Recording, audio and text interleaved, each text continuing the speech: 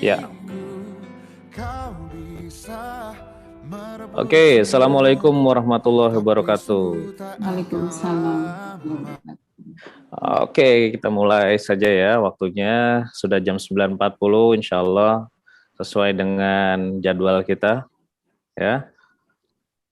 Di sini sudah ada Pak Raka Tours namanya ya. Jadi Raka Tours itu nama travelnya, gitu ya Pak Raka ya. Oke. Betul Pak, betul nama travelnya. Oke, selamat bergabung juga yang di YouTube ya. Saya cek juga tak ada yang komen di situ ya. Oke, kemudian ada Pak Zulfan Harumainku. Assalamualaikum Pak Zulfan. Masih di mute ya. Assalamualaikum warahmatullahi wabarakatuh. Oke, Pak Zulfan. Apa yang membuat tema kali ini menarik nih Pak Zulfan? Ya karena berkaitan tentang haji khusus ya. Karena kan sebelumnya selalu mengikuti sih webinar terkait haji khusus kemarin. Yang dengan Pak siapa itu ya? Khalifah ya? Iya betul. Oke. Iya, karena rata-rata dengan perasaan sih ngelihat harga travel lain haji khusus, oh ya udah deh kita mirip-mirip, biasanya seperti itu rata-rata gitu. Oke. Jadi karena temanya haji khusus ya. Oke. Betul. Selamat bergabung. Silakan yang lain bisa on cam dulu biar kita bisa saling menyapa. Putri dari Parama Tours and Travel. Putri, apa yang membuat tema kali ini menarik buat Putri? Saya perlu informasi mengenai haji dan umroh. Oke. Karena kami baru di haji, jadi saya pengen tahu mekanismenya bagaimana. Oke, ingin tahu mekanismenya seperti apa. Oke. Betul. Oke, insya Allah Pak Samsudin, kemudian Charlia, Zulfa, nih di travel yang sama ya. Oh, semangat nih. Coba dibuka, dia unmute dulu nih, Zulfa sama Charlia. Zulfa, silakan. Halo. Halo, Pak. Halo. Oke. Oke, selamat bergabung ya. Zafatur. Pak siapa tadi Pak Zafatur? Pak Willy. Pak Willy? Ya, benar. Oh, Pak Willy. Pak Willy, apa yang membuat tema kali ini menarik Pak buat Pak Willy? Webinar kali ini. Terkait dengan quotation ya, karena memang sekarang ini kan update untuk untuk komponen-komponen yang ada itu mungkin beda dengan yang update yang ini yang mungkin bisa didapat di sini. Oke. Mungkin yang lain bisa di chat ya, karena sudah mulai banyak yang bergabung. Apa yang membuat tema kali ini menarik, ditulis di kolom chat ya. Ditulis, nanti kita akan bacakan itu. Pak Samsudin, Assalamualaikum Pak. Waalaikumsalam Coach. Ya. Dari kami dari Bengkulu, Coach. Dari Bengkulu, selamat bergabung, Masya Allah. Ya. Oke, Bengkulu. Kami baru kali ini ikut Zoom webinar ini, Coach. Jadi memang temanya sangat menarik sekali, karena haji khusus ini kan salah satu solusi juga buat mengatasi masa tunggu yang lama. Jemaah yang berangkat, apalagi mengingat usia yang udah lanjut, ada pembatasan sebagainya. Mudah-mudahan ini bekal kami juga bisa mengajak lebih banyak lagi masyarakat bisa menunaikan ibadah hajinya ke Tanah Suci melalui haji khusus. Amin. Insya Allah ya. Jadi masih bisa bergerak dengan haji khusus ya Pak? Ya, betul, Coach. Oke, kita mulai saja ya. Kita awali dengan membaca Bismillah. Bismillahirrahmanirrahim. Salawat kepada Nabi Muhammad. Allahumma sholli ala sayyidina Muhammad wa ala ali sayyidina Muhammad. Oke, Bapak Ibu, selamat bergabung, dan yang masih off cam mungkin bisa di on cam, dan yang masih tutup kamera, tadi ada yang chat ke saya karena jaringan unstable ya, karena tidak stabil. Ya, ada baiknya kita buka kamera supaya kita bisa saling mengenal. Kalau kita ketemu di jalan gitu kan, saya ketemu gitu, bisa saya sapa. Ya, bisa kami sapa. Insya Allah ya. Oke, tema kali ini itu apa saja komponen haji khusus ya, komponen quotation haji khusus. Nah, di sini juga sudah ada Pak Solihin, ya ini TFA Loyal Partners dari Executors and Travel. Kemudian Ustadz Nurdin Hidayat ya dari TFA Manasek yang biasa handle di Saudi-nya langsung ya. Dan saya sendiri Coach Surdi di TFA Consulting. Nah, insya Allah sebelum kita mulai, saya pengen menampilkan sebuah video dulu ya. Setuju ya? Saya mau menampilkan sebuah video. Nah, semoga kita bisa belajar dari video ini. Oke. Sudah terlihat? Sudah? Sudah ya? Oke. Saya mulai ya videonya. Bismillahirrahmanirrahim. Ini videonya tentang kisah 3 kaleng Coca-Cola. Ya, 3 kaleng Coca-Cola. Gimana kisahnya? Ini dia. Ya. Ada 3 kaleng Coca-Cola. 3 kaleng itu diproduksi di pabrik yang sama, dibuat dengan bahan yang sama. Kemudian ketika tiba saatnya, datang sebuah truk ke pabrik membawa kaleng-kaleng Coca-Cola itu untuk didistribusikan ke banyak tempat yang berbeda. Tempat yang pertama adalah supermarket lokal. Kaleng Coca-Cola itu diturunkan, kemudian dipajang di rak bersama kaleng minuman yang lainnya. Coca-Cola itu diberi harga Rp4.000. Tempat distribusi yang kedua adalah pusat perbelanjaan besar. Di sana Coca-Cola diturunkan. Kaleng-kaleng itu ditempatkan di sebuah cooler atau kulkas agar dingin untuk memberikan kenikmatan yang lebih untuk para pembelinya.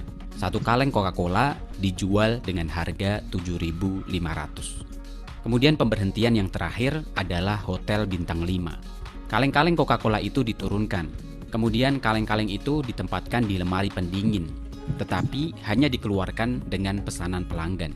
Kaleng ini dikeluarkan dengan gelas kristal cantik berisi es batu, disajikan di atas baki, dan pelayan hotel akan membuka kaleng Coca-Cola itu dan menuangkannya ke dalam gelas dengan sopan saat menyajikan kepada pelanggan. Satu gelas Coca-Cola diberi harga Rp60.000. Sekarang pertanyaannya adalah, mengapa ketiga kaleng Coca-Cola itu memiliki harga yang berbeda? Diproduksi di tempat yang sama, dibawa truk yang sama, dan memiliki rasa yang sama, tetapi harganya berbeda. Oke. Dari video ini ya, tadi kita sudah lihat bahwa Coca-Cola itu, ini bukan sponsor ya, kita tiga kaleng itu memiliki rasa yang sama. Kemudian dari pabrik yang sama, ukuran yang sama. Tapi di setiap tempat dia harganya yang berbeda.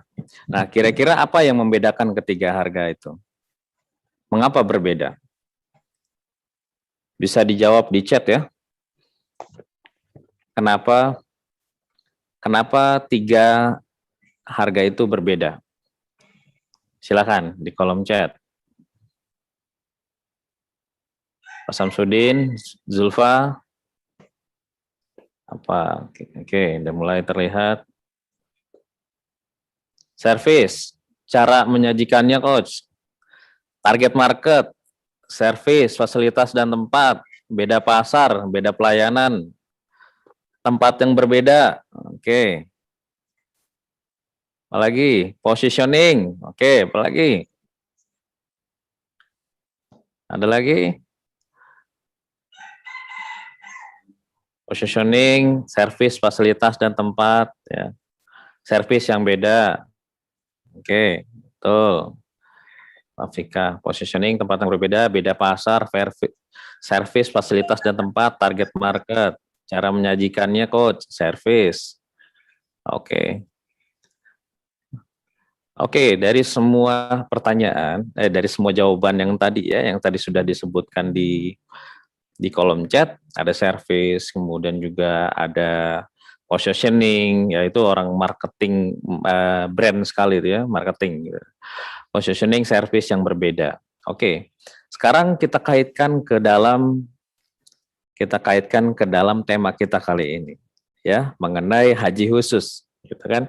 Kita lihat di pasaran di luar sana ada berbagai macam harga ya tentang haji khusus. Ada yang 9.000, 10.000, 9.500 sampai harganya 30.000 bahkan lebih dari itu. Ya. Padahal apa? Yang dijual sama-sama haji. Betul ya? Dijual sama-sama haji. Yang dijual sama-sama haji. Kira-kira apa sih yang membedakan gitu kan?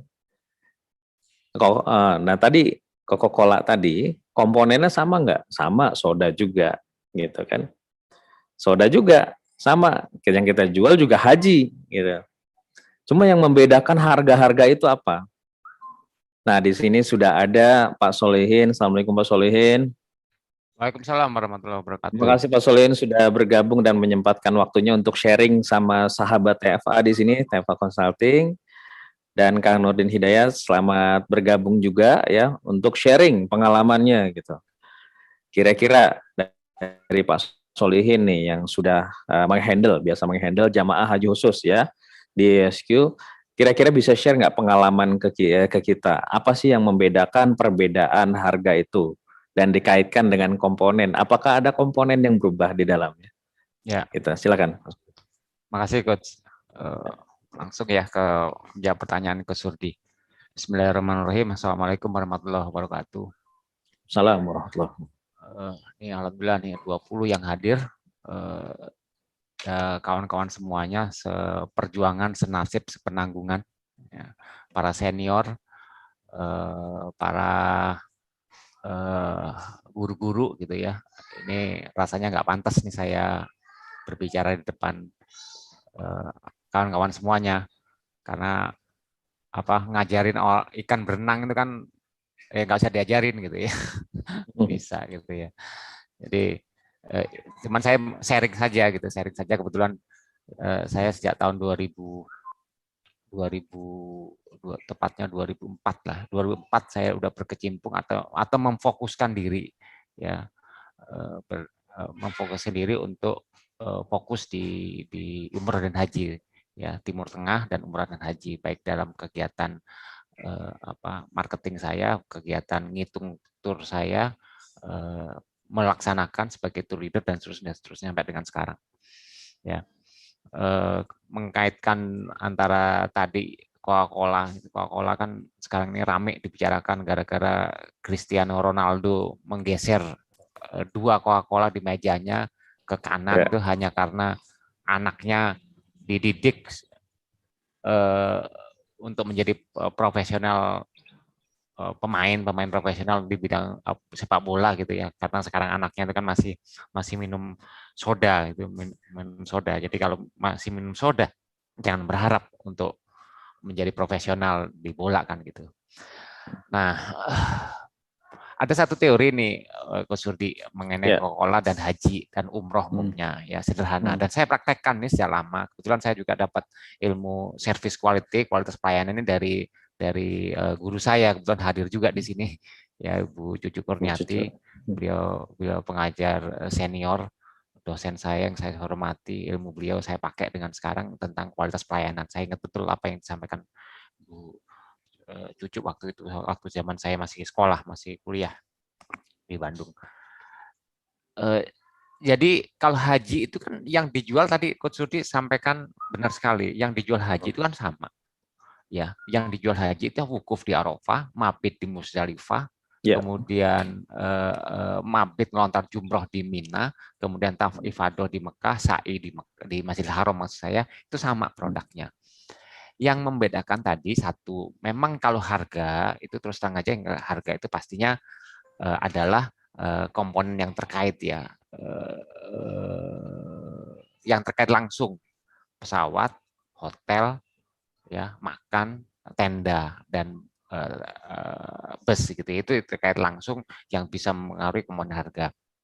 Namun ya ada satu value yang tentu saja yang tadi kita ambil contoh Coca-Cola tadi, itu HPP-nya sih hampir sama ya, HPP harga pokok penjualan atau cost of goods sales ya, COGS-nya itu sama semua di antara kita para penyelenggara haji ya, hotelnya sama, pesawatnya sama, tapi ada satu value yang bisa kita edit di situ yang bisa mempengaruhi harga dan tidak ternilai itu harganya. Terus terang saja ini saya pergunakan ya teori sederhana ini yang value tadi yang tidak berwujud tadi dalam keberlangsungan daripada calon jamaah haji, kemudian jamaah haji tunggu dan jamaah haji pada saat berangkat. Jadi katakan pre-hajj, kemudian pre-hajj, kemudian ya sudah dia udah daftar ya, apa sebutnya, teorinya belum ada itu, mereka masa tunggu, kemudian in-hajj dan post-hajj setelah selesai haji. Ya, yang membedakan itu adalah value yang kita berikan. Contoh sederhana begini. Saya bisa katakan bahwa ini pengalaman saya bisa katakan saya di ISQ bahwa materi yang kita sampaikan, pola manasik yang kita sampaikan, ya, tata cara kita memberikan materi modul secara konsep, secara teori itu sama. Ya, yang berbeda adalah cara menyampaikannya. Ya, cara menyampaikan beda. Saya pakai sound, saya pakai layar yang dengan teknologi yang sedikit teknologi gitu ya. Kemudian ada trainer yang menyampaikan itu dengan intonasi yang berbeda. Sehingga teorinya sama, yang disampaikan sama, modulnya sama, namun cara menyampaikannya berbeda. Naik turunnya kita jaga, moodnya kita jaga, ya, fokusnya kita jaga si jamaah itu, sehingga loh beda ya apa yang disampaikan oleh ISQ gitu. Nah, value itu yang tidak bisa dihitung dengan angka gitu. Dan terus terang aja saya bisa menambah value itu dengan harga yang seenak saya sendiri gitu ya. Yang seenak saya sendiri. Ya sudah. ISQ sekarang katakanlah ISQ mahal. ISQ terlalu mahal untuk segala macam ABCD segala macam yang di sana. Tapi resultnya adalah jamaah apapun, mau jamaah umroh, jamaah haji, jamaah peserta itu puas dengan kita. Kenapa? Karena dengan gimmick yang kita berikan itu. Saya lupa itu ada teori seorang profesor dari Jepang yang menyatakan service quality itu ada di jurnalnya, saya pernah baca dan saya tulis itu, teman saya lupa, saya cari siapa nama beliau itu, saya banyak belajar dari beliau itu. Saya aplikasikan begini. Contohnya umroh ya. Umroh itu kan ya udah tawaf sa'i selesai, tahallul selesai umroh itu ya. Ya. Kalau kita bermain harga di situ, kita fasilitasnya kita tambah, kita upgrade hotelnya bintang 4 ke bintang 5 atau dari bintang 5 ke bintang 7 yang nggak ada akan habisnya gitu. Cuman saya lakukan begini. Kita nambah value, jangan nambah fasilitas dengan harga. Apa-apa tuh jangan pelayanan apa? Sudah, gini deh, cari suatu hal yang berbeda yang bisa kita kasih ke mereka tapi itu low cost. Berbiaya rendah. Contohnya apa? Ya sudah. Contohnya sederhana, kalau umroh misalnya, kita bantu mereka nyium Hajar Aswad. Saya katakan ke tim saya, nyium Hajar Aswad ada biaya nggak? Nggak. Apa yang kita lakukan? Hanya membantu. Tingkat kepuasan bagaimana kalau mereka sudah ternyata berhasil nyium Hajar Aswad? Waduh, luar biasa. Ya, lupa itu hotel bintang 5, lupa itu makanan yang enak. Yang diingat nyium Hajar Aswad. Ataukah berbiaya? Enggak. Itu contoh sederhana, Coach Rudi. Jadi jangan kita sih penyelenggara umroh, haji dan tur itu jangan selalu dikaitkan dengan tadi Coca-Cola tadi 4.000, 6.000, 7.500 dan 60.000 itu identik dengan cost of goods sales, artinya biaya yang terkait dengan dengan produk Coca-Cola itu sendiri. Padahal sama COGS-nya. Tapi apa yang berbeda adalah pelayanannya tadi. Apa yang Lebih disajikan? ke servis ya. Servis tadi, orang hotel tadi membukakan. Dibukain. Padahal mah kandungan sodanya sama, betul nggak? Kandungan ingredientnya sama. Nutrition fact-nya sama gitu ya. Mau yang dijual di yang 4.000 di kaki 5 maupun yang dijual di bintang 5 gitu. Itu sih Coach Rudi, ini menarik nih temanya sekali ini, dan saya tertarik dengan siapa tadi dari Pekanbaru ya Pak, siapa tadi? Pekanbaru. Yang siapa tadi? Pak Samsudin. Pak Samsudin ya. Dari Bengkulu ya tadi ya.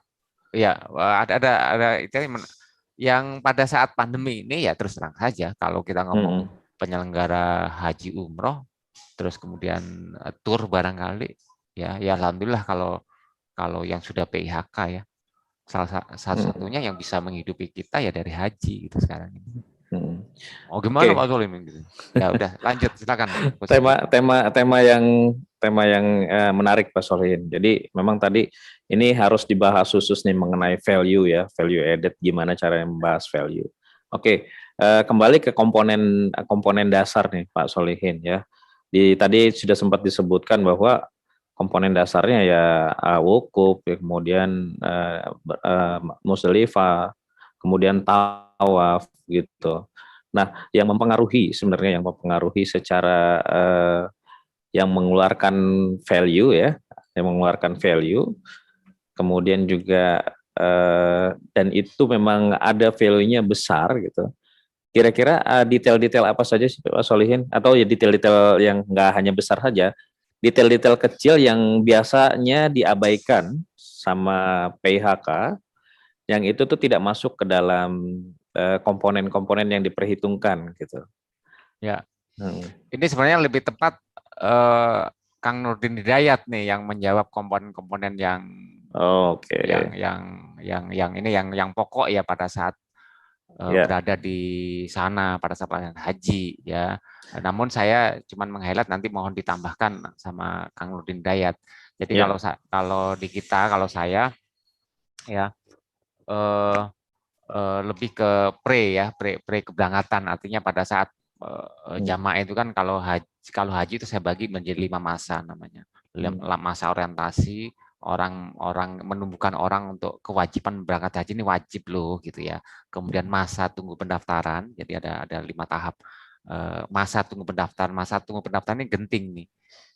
Genting kenapa genting? Karena mereka akan memutuskan saya akan ikut haji reguler kah, ikut haji plus kah, atau ikut haji mujamalah kah, atau jenis haji yang lain yang ilegal lah katakanlah. Ini masa pendaftaran, masa orientasi tadi menumbuhkan orang untuk pentingnya berhaji, kewajiban haji, itu kan perlu dirubah mindsetnya.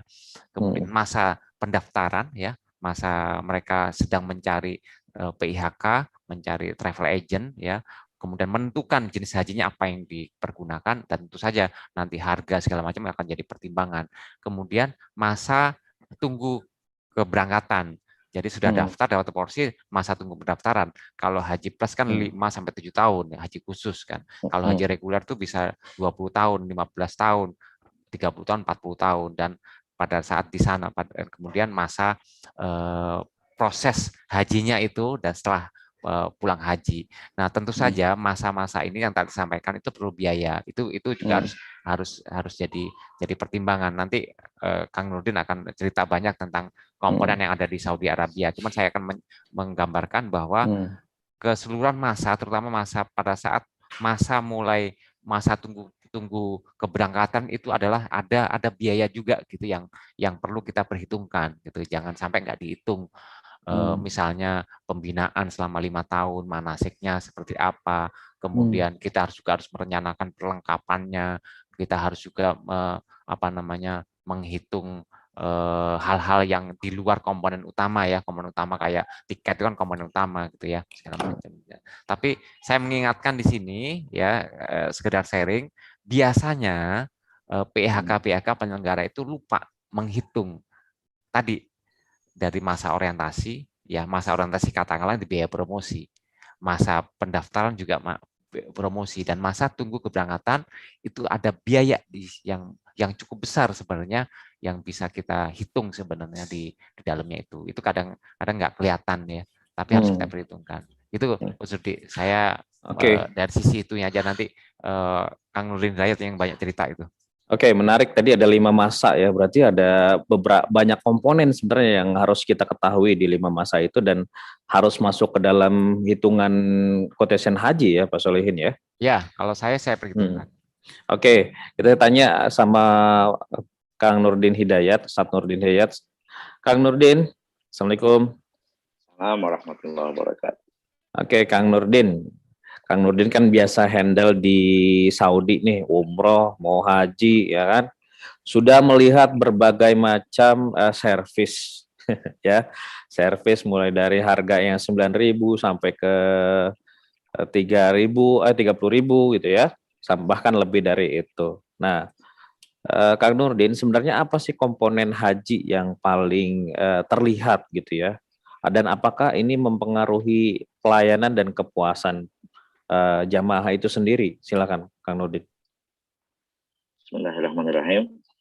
Assalamualaikum warahmatullahi wabarakatuh. Waalaikumsalam. Maaf, suara saya jelas ya? Jelas. Oke. Terima kasih. Ini menarik sekali nih bicara haji di tengah kita nggak ada haji, belum diperkenankan ya itu. Nah, terkait dengan tadi diilustrasikan dengan Coca-Cola ya, karena memang lagi heboh ya Coach ya. Yeah. Om Solihin tadi sudah menggambarkan bagaimana rentetan dari mulai preparation tentang haji.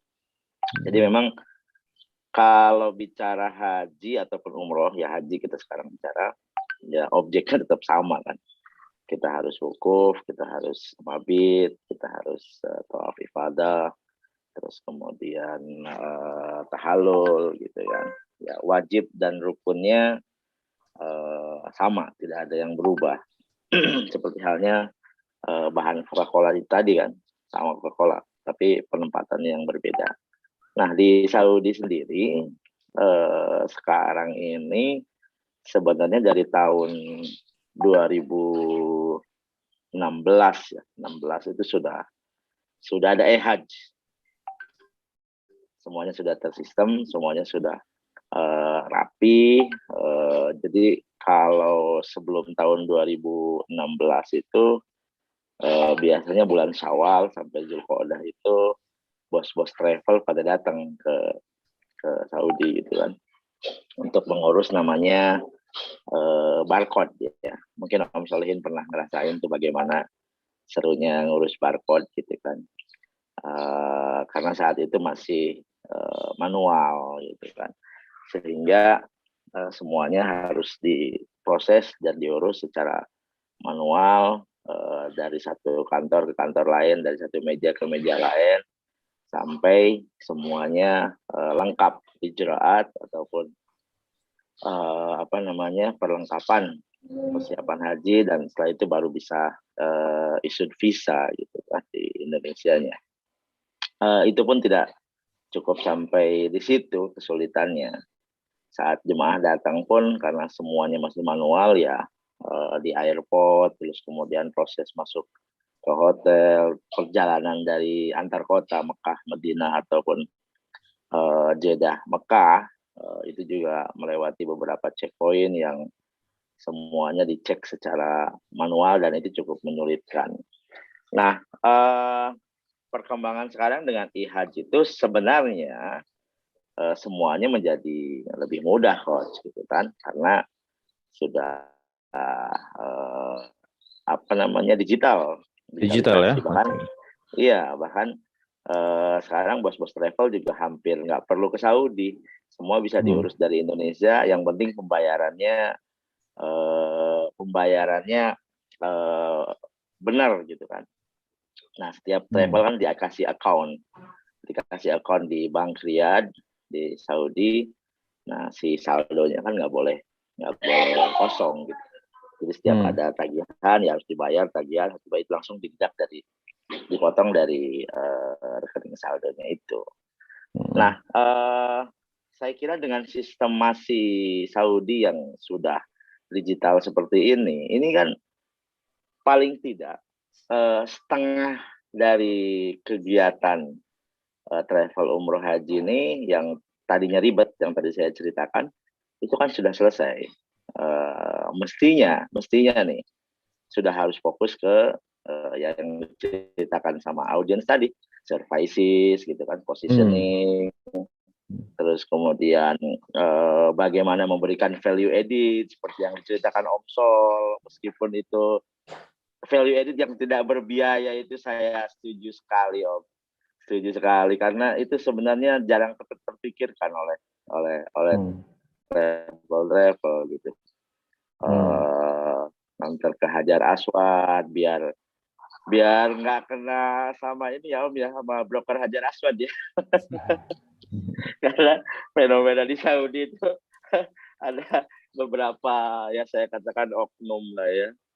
Ada broker Hajar Aswad yang niatnya mengatakan mau nolong, setelah mencium ternyata ada tarifnya, bahkan cerita dari beberapa sahabat dan faktanya dikejar sampai di hotel gitu ya.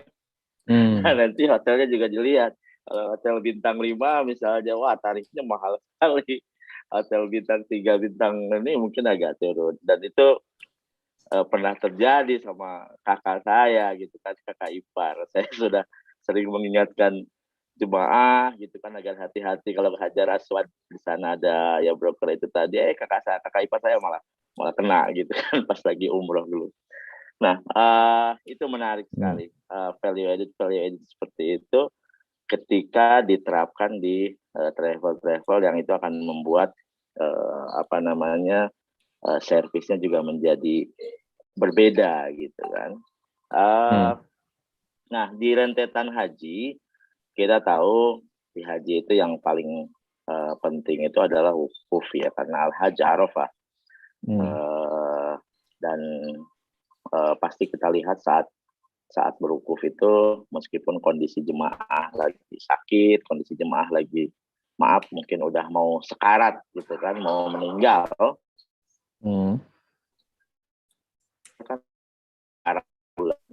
Karena memang haji itu adalah Arafah. Nah, mungkin buat teman-teman penyelenggara umroh haji yang hadir di sini, sebenarnya ya bicara haji ini fokus utamanya ya di Arafah Mina. Arafah Mina Musdalifah ya untuk mabitnya. Armina. Jadi banyak yang ini nih yang sering sekali mengutamakan fasilitas di luar Armina, tapi pas di Arminanya berantakan gitu. Nah ini kacau ini, selesai ini gitu kan. Tapi ada juga yang mungkin hotelnya biasa-biasa saja, tapi di Arminanya luar biasa gitu. Nah saya ambil contoh, ada sahabat saya yang ya travel owner, itu dia jualnya mahal, bintang 5 gitu kan, tetapi jemaahnya mau diajak di Arafah Minanya tuh menjajaki kayak zamannya Rasul gitu. Jadi berjalan mereka dari Arafah ke Musdalifah ke Mina, itu mereka berjalan. Jadi menapak tilas jejak Rasul gitu kan. Nah, ini bagi orang, sekelompok orang yang mungkin the have punya duit gitu kan, berlebih, ya pasti nyari yang enak-enak aja gitu loh. Nah, tetapi si travel ini mampu mengedukasi jemaahnya bagaimana haji sesuai tuntunan ataupun mengikuti jejak Rasul, dan mau loh gitu kan, dengan bayar mahal mau diajak seperti itu gitu Pak. Ini lebih seru lagi gitu kan. Nah, tapi semuanya tetap konsentrasi kita harus karena ini ibadah ya, jadi ada rukun, ada wajib yang tidak boleh diabaikan atau ditinggalkan, meskipun misalnya ada solusinya ya, bayar dam, bayar fidyah segala macam. Tapi kan itu hal-hal seperti itu tidak boleh disengaja, karena ada beberapa travel juga yang yang sengaja lah mempermudah rukun wajibnya. Nah ini ya mungkin setiap ustadznya punya kajian dan punya rujukan, punya referensi ya. Saya tidak menyalahkan ataupun membenarkan, ya monggo aja masing-masing punya pendapat gitu kan. Tapi ujung-ujungnya seperti cerita Coach Subdi tadi, bagaimana si Coca-Cola ini ketika ditempatkan di tempat tertentu harganya menjadi berbeda gitu kan. Tapi concernnya kalau bagi saya sih yaitu rukun, wajib, tempat-tempat yang memang masyair haram itu yang tidak boleh diabaikan. Nah, kita harus concern di poin-poin itu. Tambah lagi value added yang seperti ceritakan Om Sol, bagaimana membuat hal-hal yang tidak berbiaya, bahkan itu menjadi value added yang luar biasa. Itu saya setuju sekali. Itu kan kurang lebih. Terima kasih. Oke, menarik ya. Tadi jadi tetap ya komponen-komponen Arafah, Mina, kemudian Musdalifah. Nah itu yang harus diperhitungkan. Terus tadi juga Pak Solihin bilang juga ada lima masa tunggu gitu ya, lima bimbingan ya Pak Solihin ya tadi ya. Lima masa orang haji. Nah itu juga ternyata ada biaya yang harus diperhitungkan gitu. Nah detailnya nanti itu sebenarnya banyak sekali dan tidak boleh diabaikan sedikit pun karena berkaitan sama dengan service tadi ya, service dan value added. Oke. Terkait dengan yang dimaksud dengan komponen haji tadi ya, di sini kan ada ke Pak Solihin dan Kang Nurdin pertanyaannya terkait program-program haji ya. Program haji itu sebenarnya ada berapa jenis dan kira-kira yang paling mahal di program yang mana dan komponen apa yang mempengaruhinya? Pak Solihin, silakan. Makasih Coach. Ya. Tuh, ini kalau program haji itu sekali lagi ya kaitannya dengan harga nanti ya, kan pengaruh ke harga ya. Saya coba cari file nih, kok muter-muter nih filenya.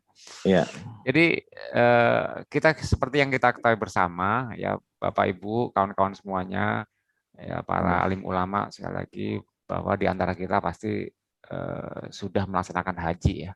Haji itu kan cuma terjadi di tanggal 8, prosesi haji 8, 9, 10, 11, 12, 13 ya. Kurang lebih 6 hari atau 7 hari. Kita ngambil nafar awal atau nafar sani gitu kan. Cuman ke wukuf di Padang Arafah, atau kalau mau sebelumnya di Mina kita tarwiyah di Mina, kemudian wukuf di Arafah, kemudian mabit Musdalifah.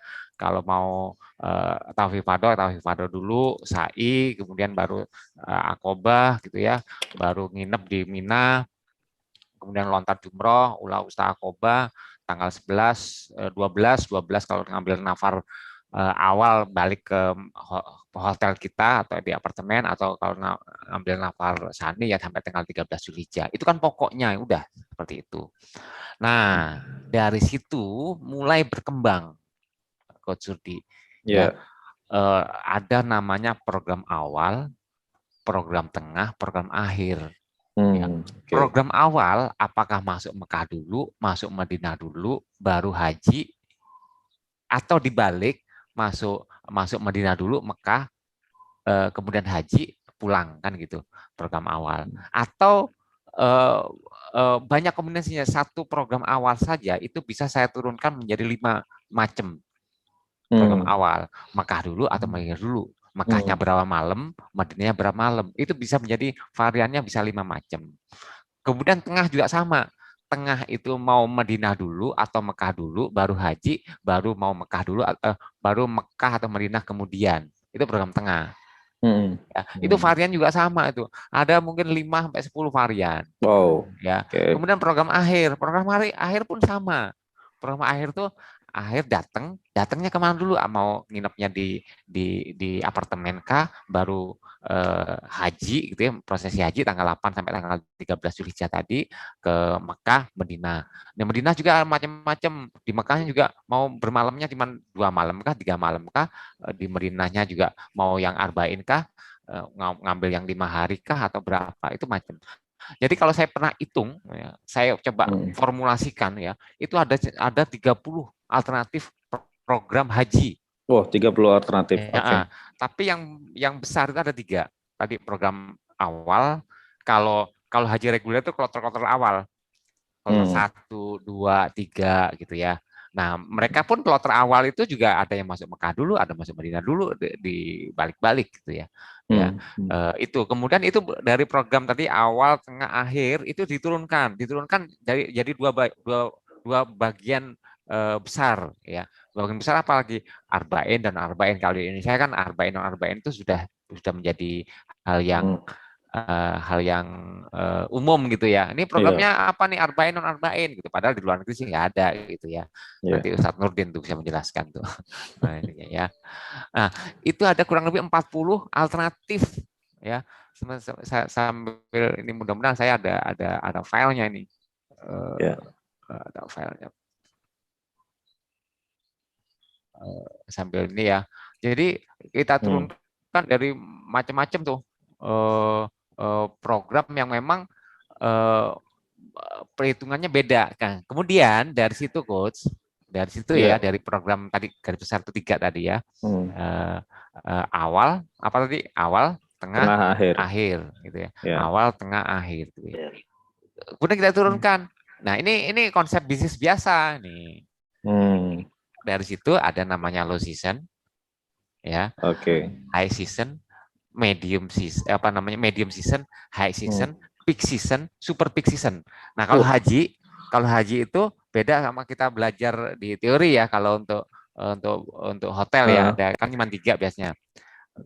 Low season, medium season dan high season biasanya. Nah, kalau haji ada 5.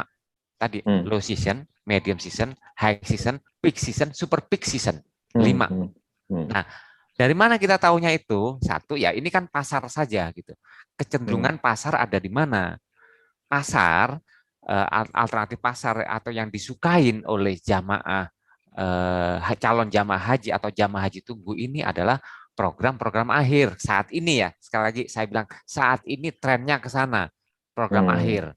Jadi melaksanakan haji dulu, baru mengerjakan yang sunah-sunah. Atau yang tadi itu peak season tuh masuknya. Ada lagi super peak season. Super peak season itu pada saat haji, pada saat musim haji. Mana harga hotel itu mulai tanggal 5 Zulhijjah sampai tanggal 13 Zulhijjah hotelnya di Mekah itu super peak season. Itu yang harganya bisa sampai harga paket hajinya bisa sampai 300 juta ya, 500 juta gitu. Itu super peak season kita menyebutnya. Nah, kita sebagai orang produk katakanlah demikian harus jeli melihat komponen harga. Step by step akan saya sampaikan contoh ya. Contoh sederhana, mudah-mudahan sini ada saya contoh harga hotel ya. Harga hotel. Ini berlaku dengan haji reguler juga ya, Pak Soleh. Tadi yang program akhir, tengah, akhir. Awal, tengah, akhir. Sama, prinsipnya sama. Kloter Indonesia itu kan sama, kloter awal ya. Kalau kita kan kloter angkanya menunjuk angka 1, 2, 3, 4, 5, 6, 7, 8, 9, 10, sampai 12. Ya bisa katakan kalau kloter masih 30 ke bawah itu kloter awal. Nanti 30 ke atas berarti tengah. Dan kloter akhir biasanya udah di atas 50-an tuh. Itu kloter akhir. Nah, itu yang membedakan. Dan harganya pun yang di sana itu akan beda gitu antara tadi program awal, tengah, dan akhir. Nah, kalau pemerintah kan beda. Kalau haji reguler itu beda. Mereka ngeblok pemondokan, hotel ataupun apartemen itu udah satu musim sendiri. Bisa jadi selama 2 bulan itu sudah diblok sama BPKH gitu ya untuk menjalankan itu. Jadi harganya itu beda gitu. Harganya itu udah di satu periode itu udah dibayar semua gitu. Jadi harganya tinggal bagi 3 kalau haji reguler, karena kan ya udah namanya kalau saya nyebutnya itu back to back istilahnya ya, back to back basic. Ya, ini Coach Rudi ya, saya contoh saja ya. Silakan. Contoh saja sebentar ya. Saya bisa share screen ya? Bisa. Ya, contohnya. Ini kenapa orang quotation harus teliti betul membagi tadi season kaitannya dengan program.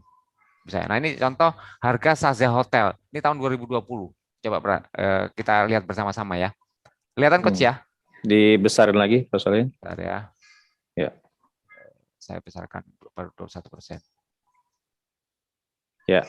Nah, ini udah mulai agak jelimet nih. Ya. Contoh begini. Coba kita perhatikan sama-sama ya. Periode dari tanggal 2 ini harga Saza Hotel yang di Mekah ya, Saza Hotel yang di Mekah, karena Saza Hotel juga ada di Medina. Ya, ini yang dikirim dari hotel langsung ke saya karena saya biasa pakai hotel di sana. Dari tanggal 25 Zulqa'dah, nah sekali lagi kita di penyelenggara haji terutama harus hafal tuh. Kita udah nggak pakai lagi kalender Masehi ya, Kang Nurdin ya. Harus sudah hafal tuh. Muharram sampai Zulhijjah itu harus hafal. Syawal, Zulqa'dah, Zulhijjah itu harus hafal. 25 Zulqa'dah, ini 25 ZQ itu Zulqa'dah sampai dengan tanggal 1 Zulhijjah atau bulan ke-12 ya, 1 Zulhijjah itu harganya 3.000 real. Ya, untuk double roomnya ya. Ini termasuknya apa saja ada di sini. Yes. Sorry.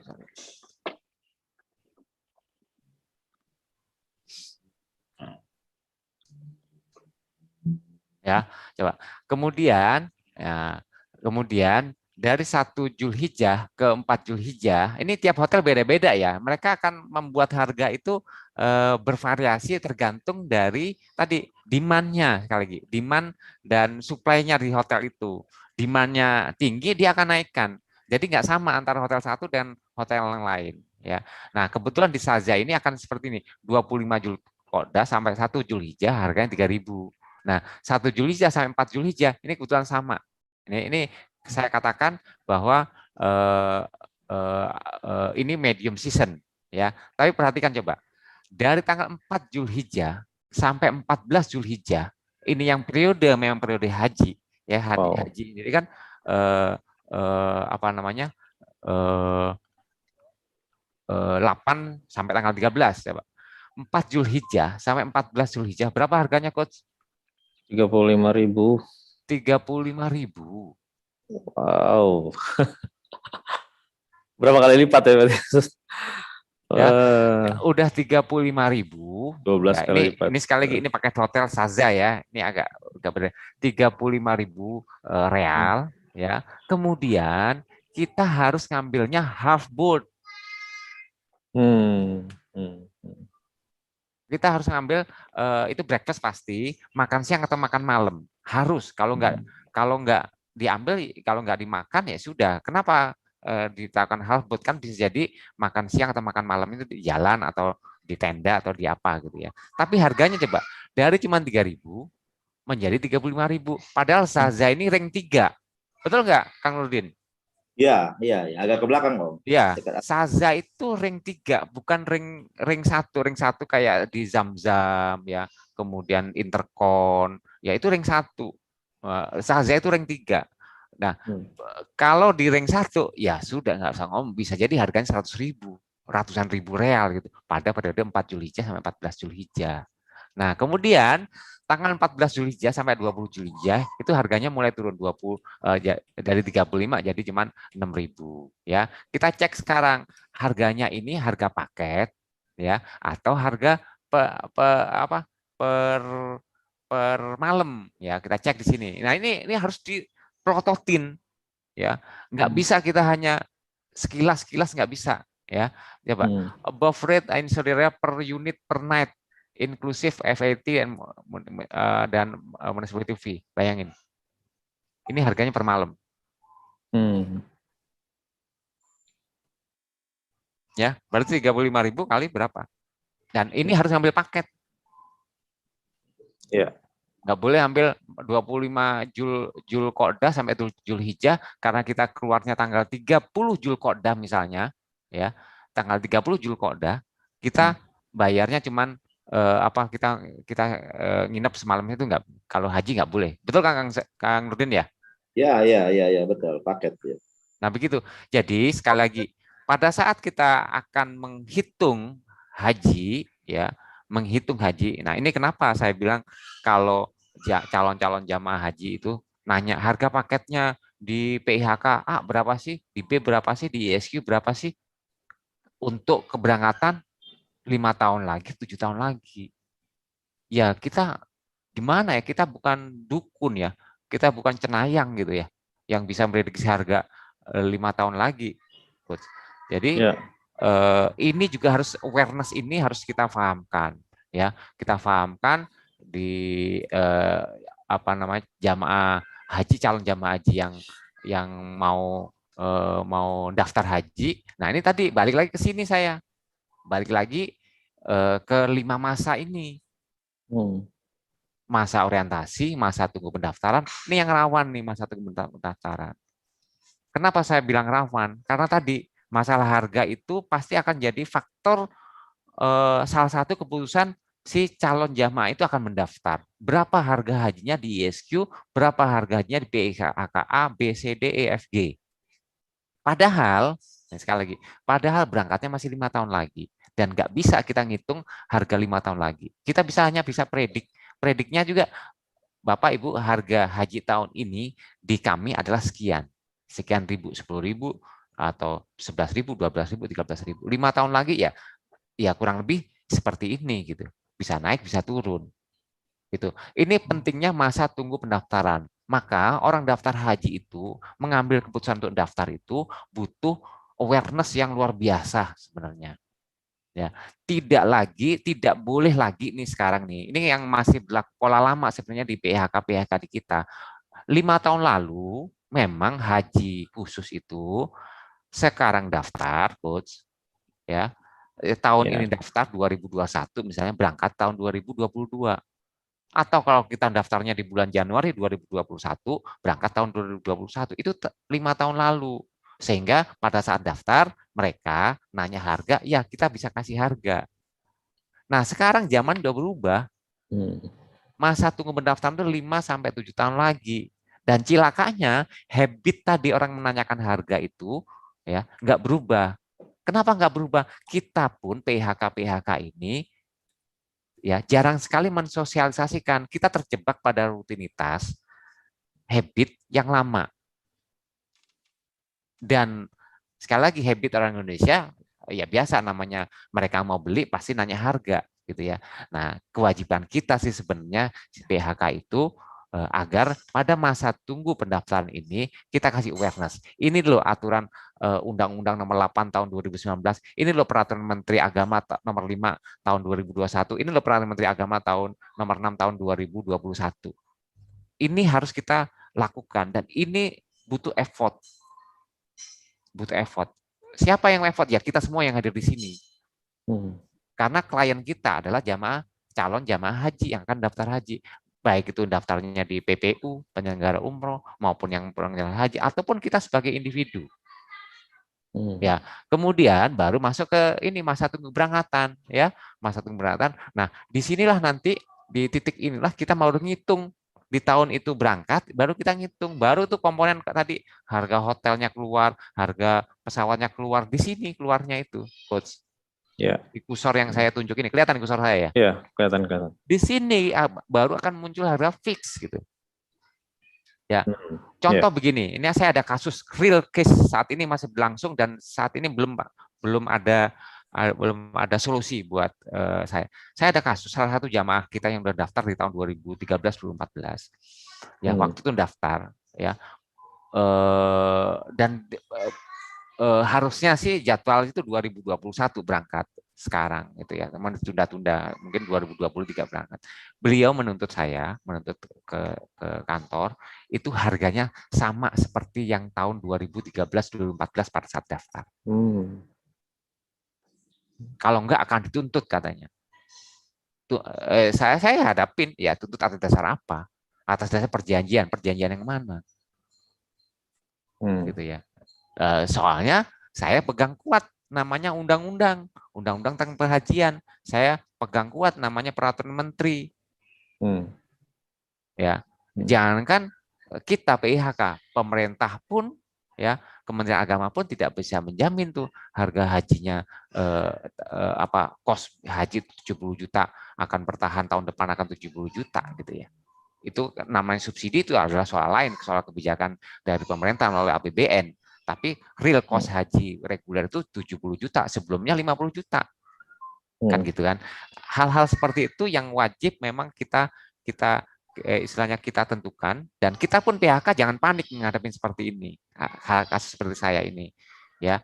Kita punya alternatif program kok. Balik lagi ke program tadi yang pertanyaan Kusur di program awal, tengah, akhir. Ya, insya Allah itu akan jadi bahan diskusi, solusi buat si jamaah yang memang secara budget mungkin sudah menyiapkan angka 11.000. Betul nggak, Coach? Menyiapkan 11.500 seperti haji tahun lalu. Ya sudah, ya. Kalau memang ini nanti insya Allah berangkat, kita buatkan program apa? Program awal. Kenapa program awal? Ya cost of goods sold-nya, sales-nya kecil. Ya. Ada di mana? Periode mana?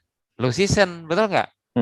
Ada periode low season, ya sudah kita buat program itu. Jadi kalau kita sudah tahu basicnya, yang tadi Coach sampaikan tadi mengenai apa? Mengenai program perjalanan haji, kita akan dengan mudah nyari solusi dan jadi bahan diskusi bersama antara kita dengan jamaah. Sehingga pada saat keberangkatan itu sudah tidak ada lagi gontok-gontokan. Tidak ada lagi yang grundel di hati. Ya, kita PHK puas, ya jamaah juga puas. Ada pemecahannya. Itu, Coach. Demikian, Coach. Oke, thank you, Pak Solihin. Menarik banget ya tadi ya.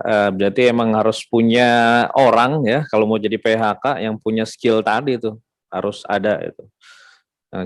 Skill hitung, kemudian tahu program ya awal, tengah, sama akhir gitu. Harus tahu cara bacanya penawaran hotel gitu ya.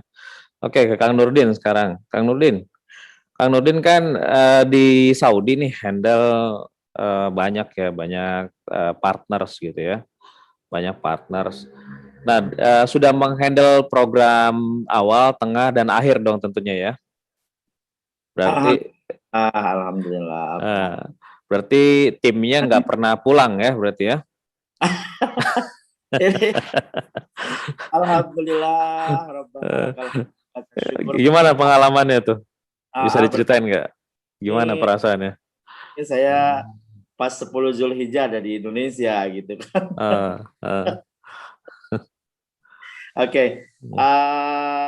Bicara handling program awal, tengah, akhir itu masing-masing punya karakteristik, Coach. Punya karakter. Ya. Tentunya kalau handling program awal ya kita agak santai ya. Hajinya pun pasti tamattu gitu kan.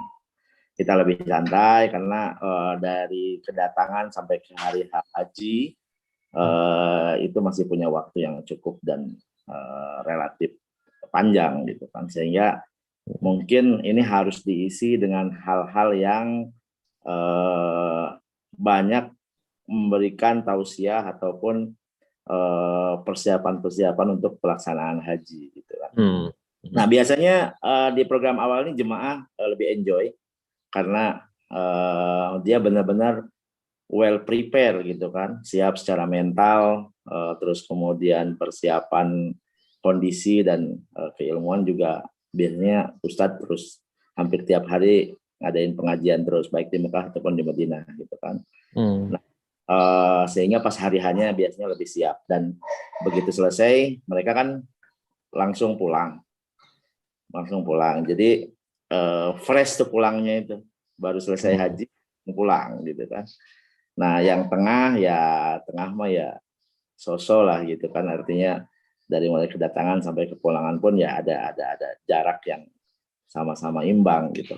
Yang perlu antisipasi ini yang akhir gitu kan. Yang akhir ini biasanya jemaah bete gitu kan. Nah, itu karena memang datang di akhir waktu langsung hajian. Nah setelah haji itu baru kan mereka masuk hotel di Mekah, masuk hotel di Madinah, dan itu cukup panjang. Dan nah, pulang ini ya. Titik krusial buat travel bagaimana menjaga mood jemaah, mengisi acara-acara dan memberikan program-program yang menarik. Karena kalau enggak, ini bahaya banget. Jemaah kan yang wajib rukun tujuan utamanya kan udah selesai kok. Iya. Iya, jadi kalau nggak pintar-pintar kita bagaimana mengawal tuh yang program akhir itu agak repot itu mengkondisikan jemaahnya gitu kan. Iya.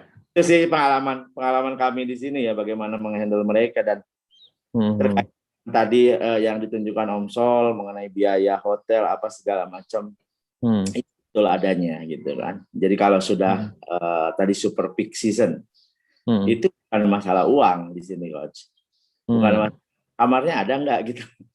Semua gitu. orang punya uang, semua orang bawa uang.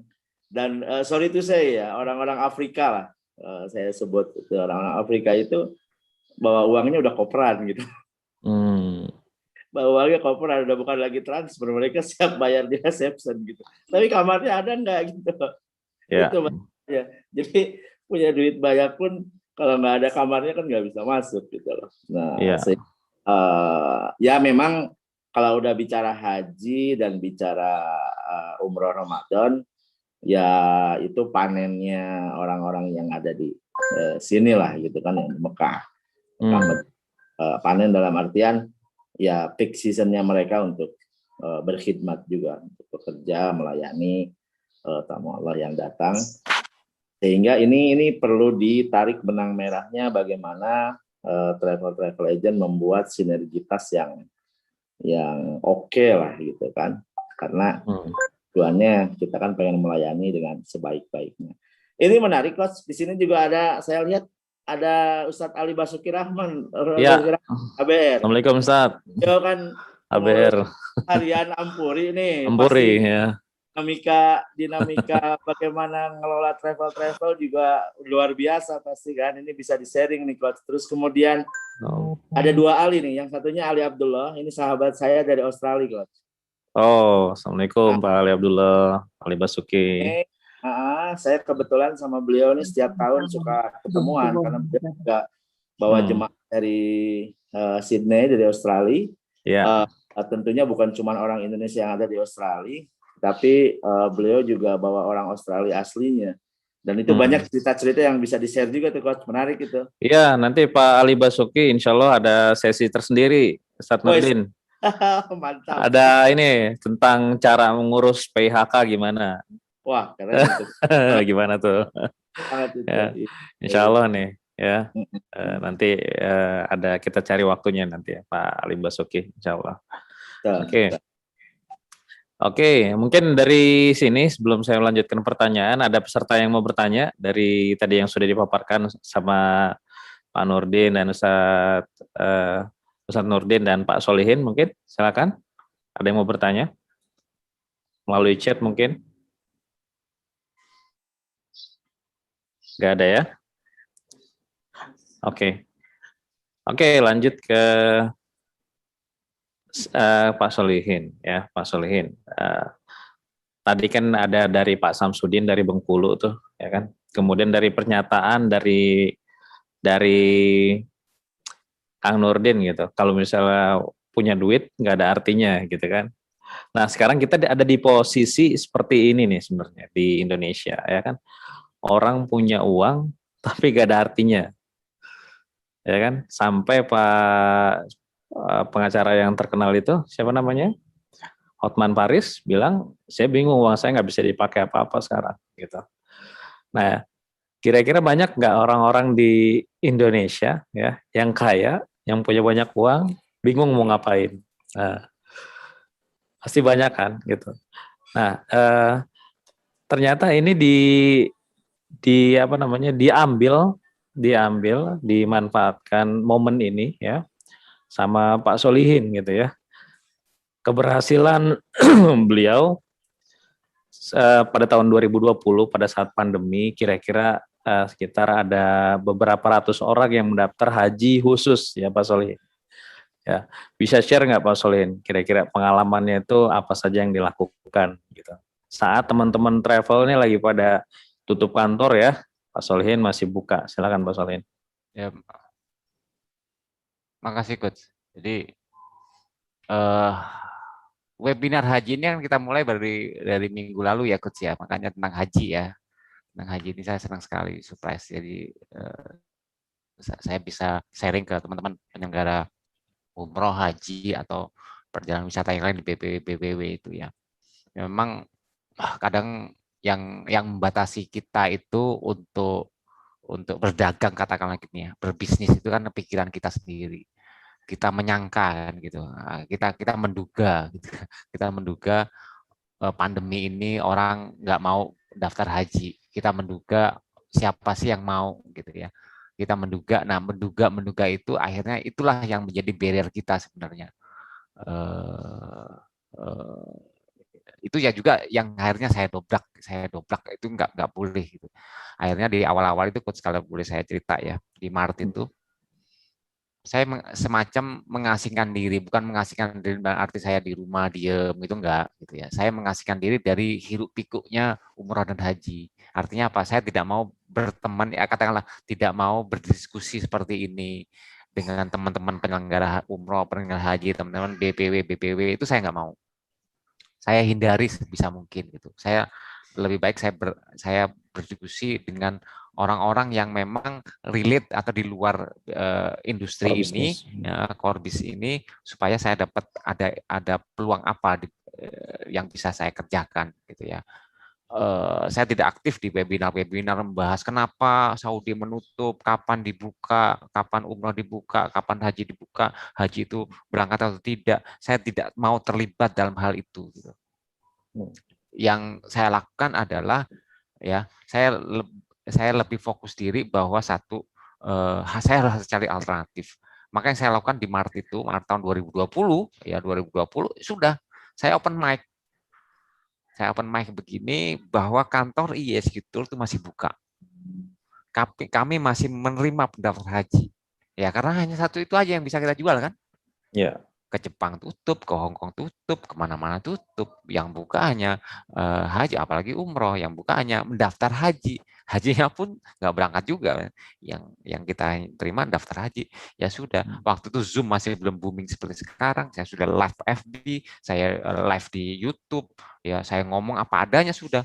Mau nanya tentang haji reguler saya terima, mau nanya haji plus saya terima, mau furoda saya terima, pokoknya situ solusi semua tentang haji, dan saya selalu open mic dari mulai habis subuh. Ini saya webinar saya ini coach hari ini ini webinar yang ketiga. Oh, Masya Allah. Jadi tadi itu jam 5.20 saya jam 5 ya tepat saya udah open. Habis subuh saya langsung buka Zoom, itu alhamdulillah pesertanya 350. Ya dari pagi ya sampai jam 7 kurang seperempat. Kemudian saya jam 7:30 saya open Zoom lagi ya dengan tim ya koordinasi ya, harusnya selesai 9:30, cuman saya tadi karena ada acara ini saya jam 9 saya stop ya, kemudian baru ikut saya webinar ini. Ya. Nah, itu yang saya lakukan konsisten ya, saya tidak pernah putus sehari pun, namanya webinar, namanya Zoom, namanya live di FB, namanya live di YouTube, barang sehari pun.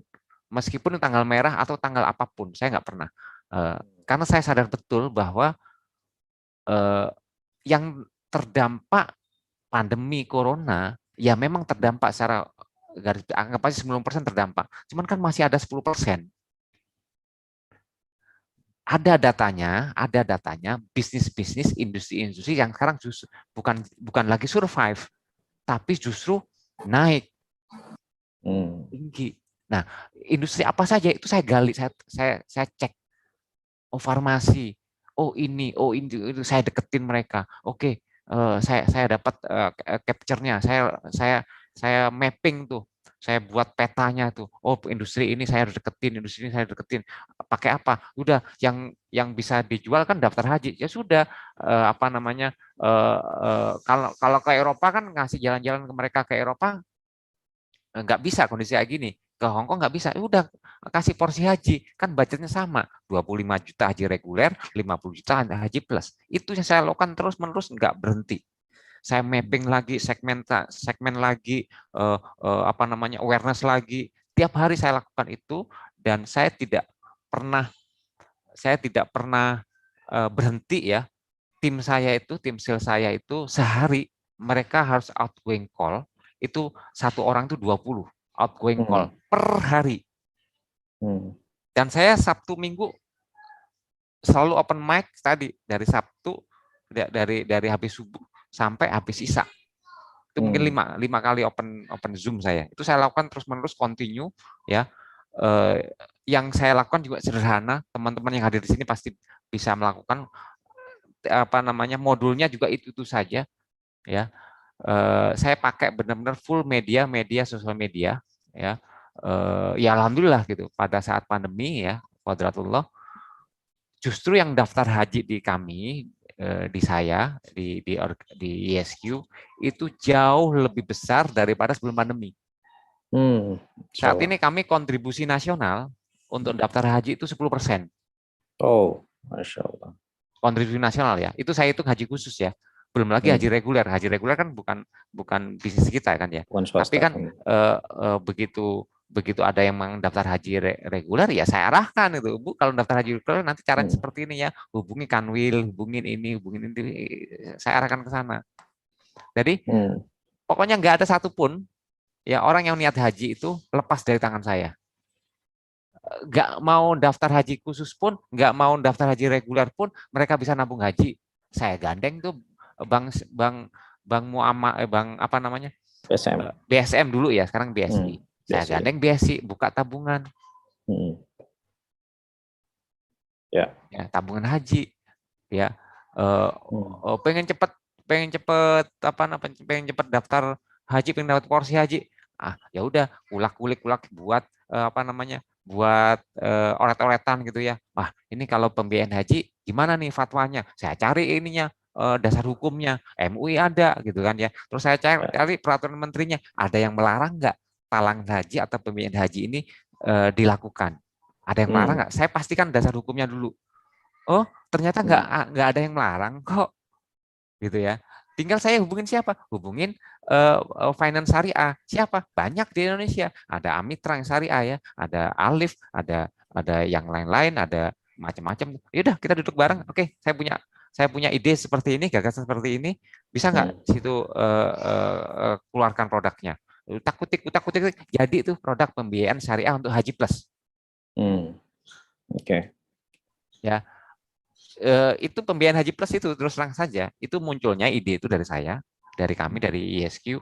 Kemudian saya ke Amitra. Sekarang dari Januari sudah launching produknya, dan sekarang sudah sekian penyelenggara haji yang jadi nasabahnya salah satu finance syariah tersebut gitu.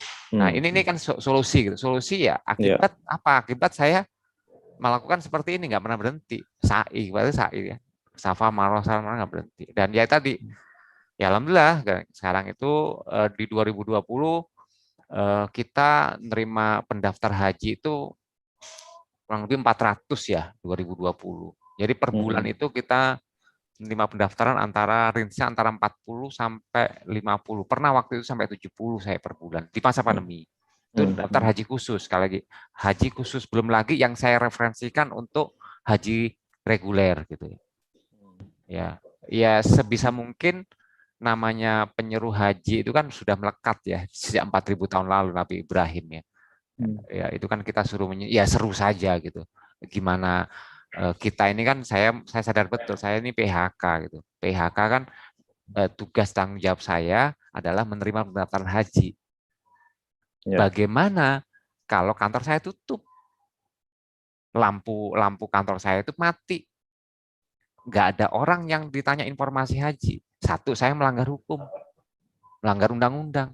Kan saya udah dapat izin PHK. Salah satunya adalah kewajiban menerima pendaftaran haji, memberikan informasi haji. Ya belum lagi kalau kita ngomong masalah secara agama ya Kang Nurdin ya. Ya kita itu ya seru saja gitu kan Kang Nurdin ya. Seru saja katanya, kata Allah, seru saja. Ya Allah yang akan memberikan hidayah gitu ya ke orang-orang itu. Nah, gimana jadinya kalau kita ini sebagai PHK, PPU ya yang bergerak di bidang ini, kantor kita tutup. Itu yang saya ini, sehingga kalau Bapak Ibu lihat di Instagramnya ISQ Tours ya boleh di follow itu. Ya alhamdulillah nih berkah pandemi juga, ini followernya dari dulu cuma ribuan, sekarang mah sudah di IG itu sudah 30.000 ya. Di Facebook ISQ Tours ya 30.000, di FB sudah 150.000, ya di YouTube juga semakin. Belum lagi kita ngomong ke holding company ya, Pak Ari itu udah juta gitu kan, udah jutaan. Nah itu akibat pandemi, Coach. Oke, Pak Solihin itu kan kalau YSQ kan udah punya izin haji khusus ya sebenarnya gitu ya. Nah, yang PPIU atau yang masih BPW ini gimana Pak Solihin untuk dapat, mungkin ada ini ya, ada ide gitu mungkin Pak Solihin untuk menawarkan, kalau sekarang kan banyak yang beredar tuh ya wisata-wisata interest segala macam gitu. Tapi yang PPIU terutama ya kan belum punya izin haji. Kalau nawarin haji kayak gimana gitu kan, belum punya ini izinnya. Akan Pak Solihin. Ya sebenarnya saya nggak usah ngajarin, ini kan para senior semua, warsalat semua, kalau mereka sudah punya izin umroh, punya haji gitu kan, BPW itu kan sebenarnya kan kita bisa bermitra, kita bisa kerjasama, bisa berkonsorsium, penjajakan itu yang bisa kita adakan, kita ngobrol aja gitu, konsorsium haji ya Pak Solihin. Konsorsium haji ya. Bentuknya macam-macam, konsorsium, titipan apa aja. Contohnya begini ya, ada salah satu teman saya, partner saya itu PPU ada sekian PPU itu akhirnya bermitra dengan kita setelah dengan webinar seperti ini. Mereka jualan haji, saya kasih aturan mainnya supaya tidak melanggar aturan ya. Ada koridor yang harus kita patuhi antara kita berdua, dan di perjanjian itu saya katakan demikian, pastikan Bapak Ibu, saya demikian, penyelenggara PPU A itu ya pengen dong izin hajinya keluar. Oh iya emang tujuan kita. Justru itu saya pengen belajar sama Pak Solihin, nama YSQ. Oh ya udah, jamaahnya bagaimana? Kalau saya jamaah hajinya gimana? Oh jamaah kita banyak. Kapan mau diterima? Menerima pendaftaran nanti kalau izinnya keluar. Oke. Izin keluar kapan? Ya 2 tahun lagi. Baru menerima daftar haji. Ya. Terus berangkatnya kapan? 5 tahun lagi. Terus dapat duitnya kapan? Saya bilang, itu kan ngomong bisnis. Dapat duitnya kapan? Iya ya, 5 tahun lagi, 7 tahun lagi. Mau nggak? Nanti izin hajinya diuruskan sekarang. 2-3 tahun atau 4 tahun lagi keluar. Ya. Cuman pada saat keluar izin hajinya, ya, Bapak atau Ibu sudah ada jamaah. Mau nggak seperti itu? Loh, gimana cara? Ya udah, kalau ada jamaah haji, titipin aja ke saya. Kita ngomonglah bisnis. Nah, di situ ada perjanjiannya. Jika izin haji ya PPU tersebut keluar, maka ya jamaah haji yang dulu didaftarkan melalui izinnya ISU, katakan demikian, akan dipindah-pinkan. Pindah-pin itu diatur di Peraturan Menteri Agama kalau nomor 6 tahun 2021 pasal 63 kalau nggak salah. Saya sampai apa betul tuh. Ya, itu ada boleh pindah pin. Nah, jadi apa?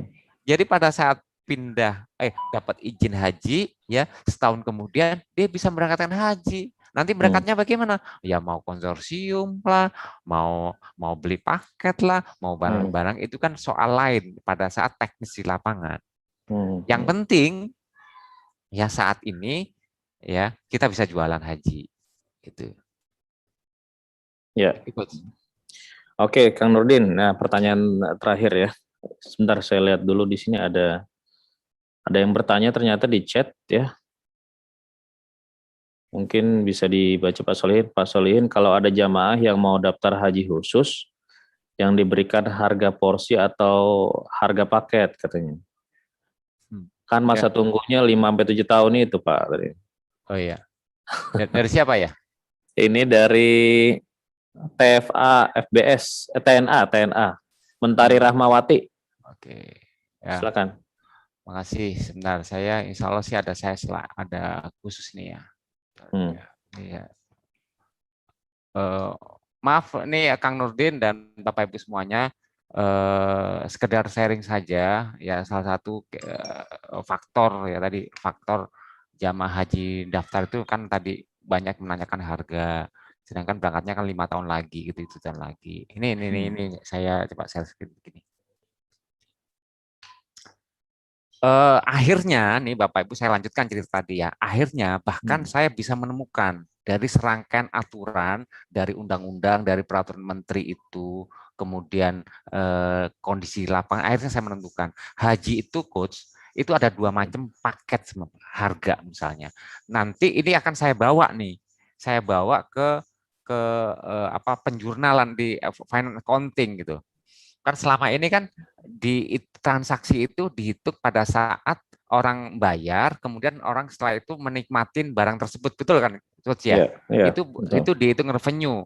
Selama ini haji contohnya, haji itu diakui sebagai pendapatan setelah jamaah berangkat. Berangkatnya kapan, coach? 7 tahun lagi, 5-7 tahun lagi. Nah, selama 5-7 tahun transaksinya dianggap apa? Pendapatan diterima di muka. Nah, pendapatan diterima di muka. Artinya itu gantung. Secara cash flow dia berubah, artinya ada penambahan, ya, cash in, cash out. Tapi laporan laba rugi tidak akan mempengaruhi, nggak tercatat tuh. Ini yang berlaku sekarang, katakanlah teori yang berlaku sekarang, yang diakui sekarang. Nah, saya lagi mengumpulkan ya serangkaian aturan-aturan, ya, kemudian saya baca lagi teori-teori finance accounting, saya juga bicara dengan para ahli, udah ngomong saya. Ini mudah-mudahan diterima oleh mereka dan akhirnya nanti bisa diakui sebagai pendapatan. Nah, ini menjawab pertanyaan tadi. Ya. Haji itu saya katakan ada dua revenue streaming, 2 produk situ. Pertama adalah porsi haji. Produk porsi haji, ini saya sebut nih. Harga porsi haji ISQ. Ya, kalau saya jualnya $5.000. $5.000. Bapak Ibu calon jamaah haji, ya. Bapak Ibu bayar ke saya ke ISQ $5.000, maka ini haknya, ya. Kewajiban bayar 5.000, haknya apa? Saya akan kasih nomor porsi haji, betul nggak? Ya, betul. Lihat, ada nggak fisiknya? Ada SPPH. Ada kan fisiknya, SPPH, BPIH dong, bukan SPPH. BPIH. Nggak ada contohnya nih, sebentar. Mudah-mudahan saya ada contoh BPIH. Oh ini. Kelihatan ya? Ini saya ya. Iya. Nanti ya, nanti saya tunjukkan. Ada fisiknya ini, nomor porsi, ya, barangnya ada. Nih barangnya, ya. Kemudian itu nilainya berapa? COGS-nya berapa? 4.000. Nah, kemudian saya tambahkan di situ fasilitas lain, ada kajian, ya, training kan kebetulan di ISC kan training banyak ya, training chapter, next chapter, final chapter, manasik online di G-World. Ini yang akad porsi haji. Kenapa saya bilang ini produk? Ya, ini mereka berhak kok pindah. Boleh nggak mereka pindah penyelenggara? Boleh. Boleh nggak? Boleh. Boleh kan? Boleh. Boleh pindah kan? Boleh. Boleh pindah. Artinya boleh dipindah. Nomor porsinya berkurang nggak? Enggak. Enggak. Tidak berkurang, tidak bertambah. Tahun keberangkatannya sama, akan di tahun yang sama gitu. Ya. Dasarnya apa? Dasarnya adalah Undang-Undang Nomor 8 tahun 2019. Diatur lebih teknis lagi di Peraturan Menteri Agama Nomor 6 tahun 2021. Jelas itu aturannya.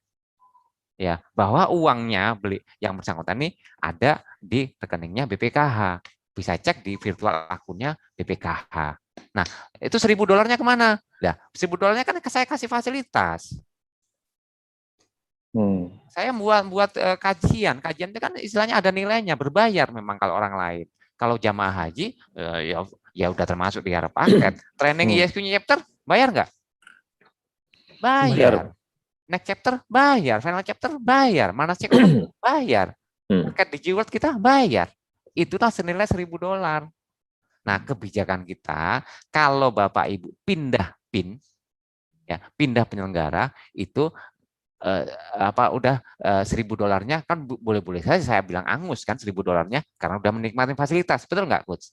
Ya, betul. Mau dipakai, mau nggak dipakai, ini kan non refund. Kebijakan kita pindah PIN-nya kita kasih kebijakan sudah kita potong $500 saja. Nah, baru kita ngomong komponen kedua. Apa komponen kedua? Adalah paket program haji. Paket program haji itu akan ketahuannya ya 6 bulan atau 8 bulan sebelum berangkat. Kenapa? Ya karena harga hotel tadi baru keluar, harga airline baru keluar, harga tenda baru keluar, aturan EHAT baru keluar, ya harga busnya baru keluar. Itu baru keluar, baru bisa kita hitung 8 bulan sebelum keberangkatan. Itu pun masih fluktuatif banget gitu ya. Baru kita ngomong paket haji, paket berapa? 9.000 kah, 10.000 kah, 12.000 kah? Namun ya kita kasih harganya estimasinya ya. Bahkan kalau saya tulis ini harga ini disusun berdasarkan keberangkatan haji tahun 2020, kepastian harga haji akan ditentukan pada saat tahun keberangkatan dan berdasarkan peraturan Kementerian Agama Republik Indonesia dan Kerajaan Saudi Arabia. Belum lagi saya buat perjanjian dengan mereka. Belum lagi saya buat perjanjian. Jadi clear di awal, akadnya jelas gitu. Akadnya jelas. Nah, ini contoh barang ini. Ini kan porsi haji nih, barangnya ada. Ya, barangnya ada. Ya, duitnya nggak sama kita kok. Bukan nama PHK kok. Ya. Itu. Ini yang konsep dasar ini yang saya lagi ajukan, ya, kalau bahasa kerennya judicial review ya. Masuk ke sana supaya apa? Saya juga untuk performance saya. Oh, executor nih rugi terus nih. Iya, laporan laba ruginya rugi terus apa ya? Ini nggak diakui sebagai pendapatan. Haji hanya bisa lihat cash flow. Cash flow aja kita yang kita bisa lihat positif terus gitu kan. Ya. Tapi giliran laporan rugi tiap bulan ruginya 500 rugi juta. Terus. Ya, padahal kita minta duit nggak ke owner istilahnya? Ya nggak juga gitu. Itu kenapa? Dari mana? Dari sini. Daftar haji. Ya. Oke, terima kasih Pak Solihin. Luar biasa ya. Di keep dulu untuk ininya, ilmu-ilmunya di mungkin webinar selanjutnya ya. Ini luar biasa nih, banyak ilmu yang kita dapatkan ya teman-teman ya. Ini ada Pak Hanafi Siregar, izin bertanya Pak Solihin untuk bermitra dengan executor, teknisnya gimana? Oh, langsung saja nanti ke Pak Solihin ya. Nomor teleponnya nanti ditanyakan saja sama atau di-share aja Pak Solihin nomor teleponnya. Kalau mau bermitra silakan langsung ke Pak Solihin ya. Gitu. Untuk mengetahuinya, belajarnya, pemasaran segala macamnya nanti baru ke Teva Consulting ya.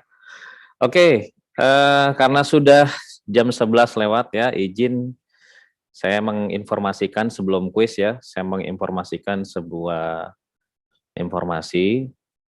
Sebelumnya saya mau cerita dulu, ada cerita di sini ya. Nah, di sini saya mau share, kelihatan ya? Sudah terlihat? Nah, ini ada kisah montir yang merakit dan menerbangkan pesawat. Nah, jadi ada montir yang merakit dan menerbangkan pesawat. Nah, ini ditulis artikelnya Jumat 17 Januari 2020 ya. Ini di media online. Di Sulawesi Selatan ya, jadi ada montir yang merakit dan berhasil menerbangkan pesawat. Montir ini nggak pernah lulus yang namanya SD, apalagi kuliah ya, hanya sampai kelas 3 SD gitu. Nah, keberhasilannya menerbangkan pesawat pakai mesin motor ini dilakukan setelah 5 kali gagal ya, 5 kali kegagalan. Kemudian yang ke-6 baru berhasil, dan ini adalah foto yang diambil di screenshot dari YouTube ya, dari YouTube berhasil menerbangkan pesawat gitu. Nah, pada saat ditanya, namanya Pak Hairul kok bisa menerbangkan pesawat dengan mesin motor gitu, bisa bikin pesawat gitu ya. Kemudian Pak Hairul bilang, yang saya lakukan adalah saya terus berinovasi. Saya belajar dari YouTube, saya belajar dari berbagai literatur bagaimana cara menerbangkan pesawat, dan saya habis sebesar 30 juta untuk membuat kerangkanya saja. Kayak gitu. Jadi yang saya lakukan adalah berlatih, berlatih dan berlatih. Gitu. Jadi setelah 5 kali gagal, penerbangan ke-6 saya baru berhasil. Nah, apa maknanya di sini? Ini juga terjadi kepada diri kita.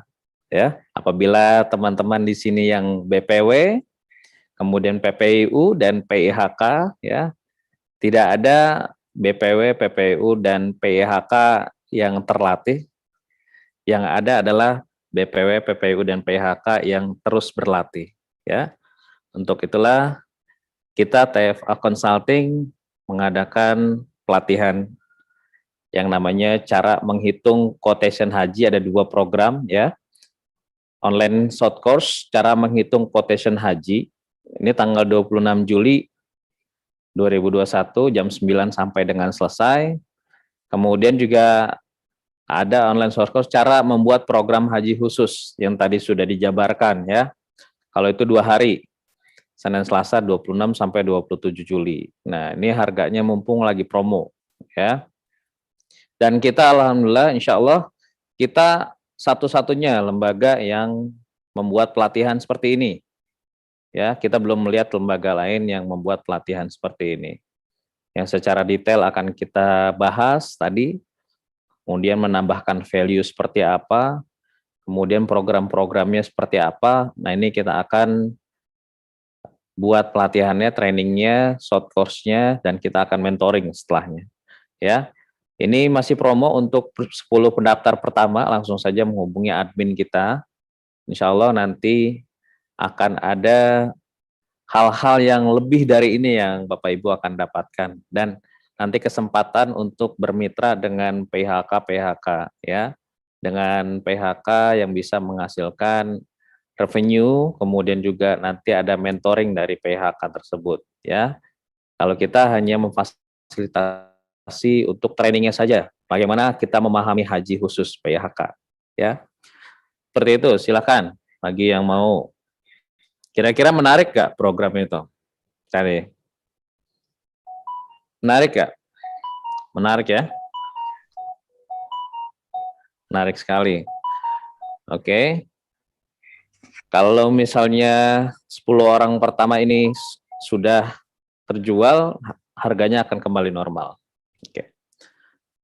Dan manfaatnya banyak, teman-teman bisa tahu program haji, ya, menentukan nanti program-programnya seperti apa, kemudian quotation haji apa aja yang harus dihitung, supaya nggak salah nanti kita ngasih harga pada saat tahun keberangkatan, karena berpengaruh sama servis, dan servis juga tidak selalu membutuhkan value added, maksudnya value added tidak harus memerlukan biaya, ada hal lain, nanti diajarkan juga di situ, ya.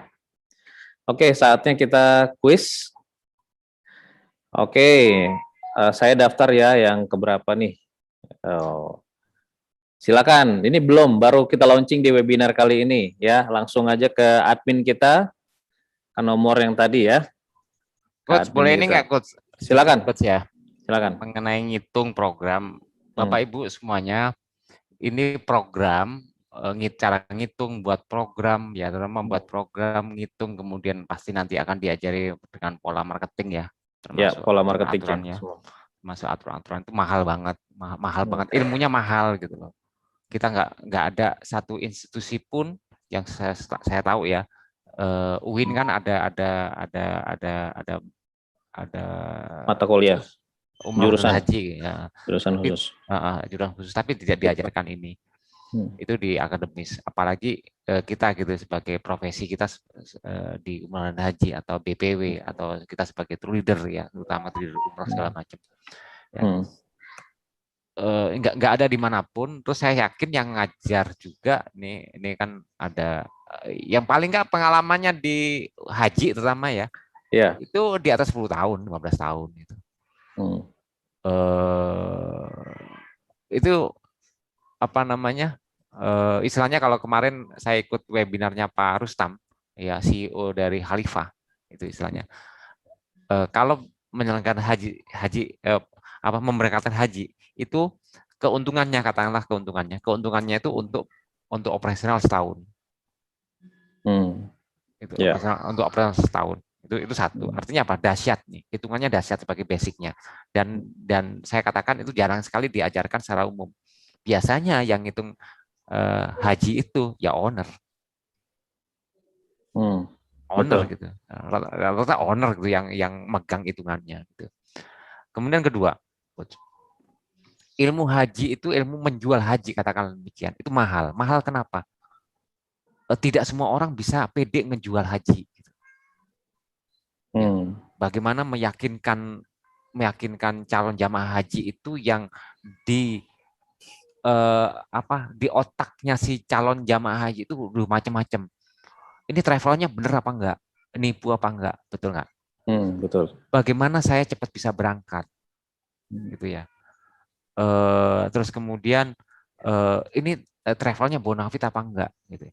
Nanti selama masa tunggu saya 5 tahun, 7 tahun lagi, 3 tahun lagi, bagaimana kalau PHK-nya itu bangkrut? Ya. Itu di otak calon jamaah haji itu berkecamuk ke sana gitu. Kemudian ditambah lagi gitu, tambah lagi sekarang kasus yang baru ini Coach Rudi dan kawan. Apa itu? Ketidakpercayaan calon jamaah haji ke pemerintah sebagai penyelenggara haji yang ngatur regulasi haji. Nah, itu udah bahaya itu. Artinya apa? Artinya apa? Kita ini sebagai katakanlah garda terdepan para penyuluh haji gitu ya. Baik yang sudah berangkat haji maupun yang belum berangkat haji, kita sebagai tenaga penjual atau apapun semuanya harus bisa meyakinkan itu. Bagaimana caranya? Ya pertama, ya ada sarananya yang Coach Rudi sampaikan di depan gitu. Kalau enggak, ya udah pengalaman aja, tapi 10 tahun lagi baru bisa menjelaskan, baru pede ngejual haji gitu. Saya dengan gampang bisa menjelaskan prosesi haji tanggal 8, 9, 10, 11, 12, 13 Zulhijjah. Kenapa? Karena saya berangkat haji dari tahun 2004. Sampai dengan sekarang saya bisa ngomong jelas seperti sekarang. Periode haji, periode awal, tengah, akhir itu dari mulai 14 Zulqa'dah sampai sekian Zulqa'dah, Zulhijjah sampai ini perlu waktu apa? 15 tahun. Ya nggak apa-apa kalau Bapak Ibu yang hadir di sini mau 15 tahun lagi belajar baru bisa seperti katakanlah kemampuannya Kang Nurdin menjelaskan, ya tunggu 15 tahun. Ya.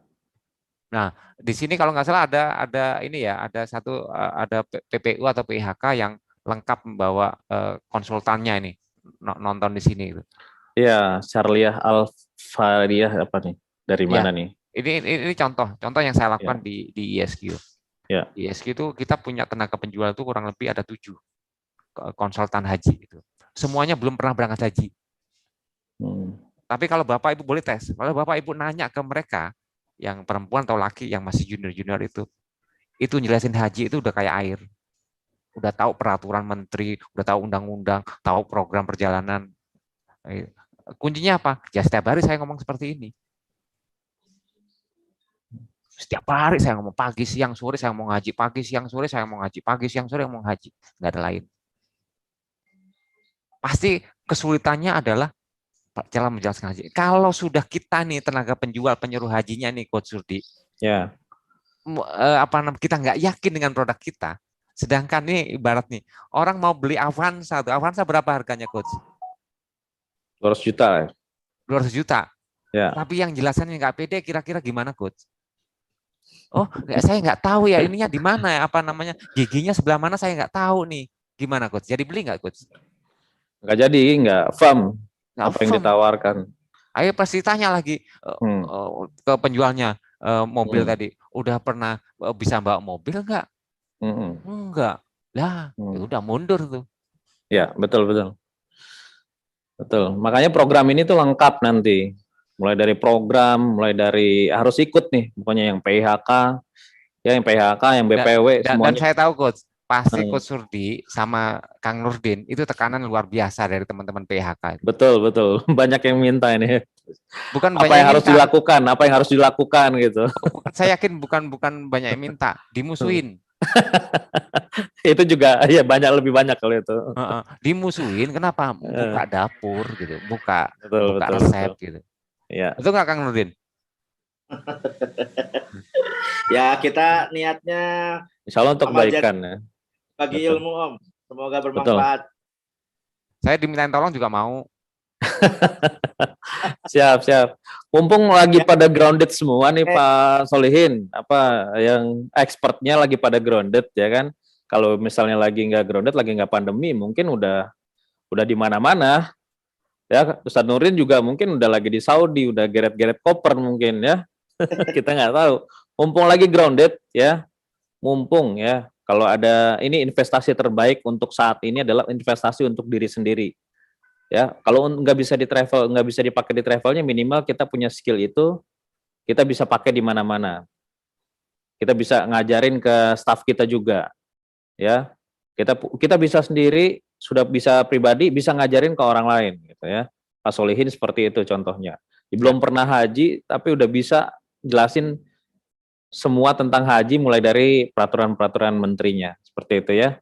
Jadi sangat disarankan untuk ikut.